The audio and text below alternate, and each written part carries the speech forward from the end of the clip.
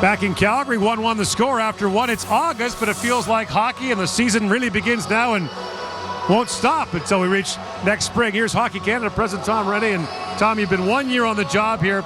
Let's think back to when you were the head coach of the national junior team and involved in Hockey Canada the first time around. How different it was 15, 16 years ago in the summer. It's so different, Gord. I think that the bottom line is that there is a business component to all of this now for sure.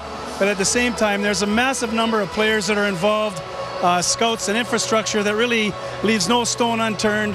It's much bigger than it ever was, certainly during my time and previous to that, of course.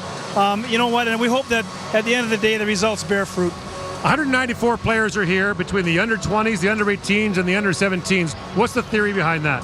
I think just to make sure that they're all getting the same message at the same time.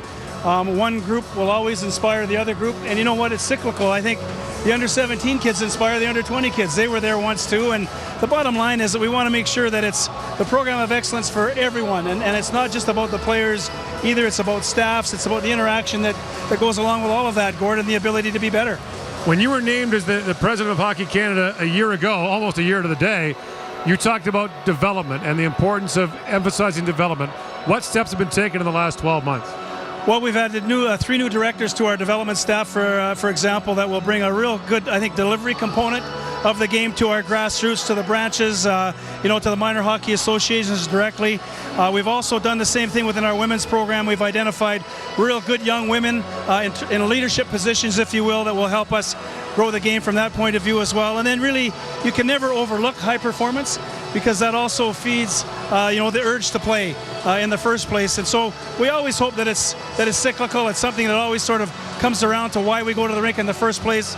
And at the end of the day, it's all about having fun. Quickly, I got to ask you, Tom, when do you expect to hear from the National Hockey League about whether or not NHL players will go to the 2018 Winter Olympics?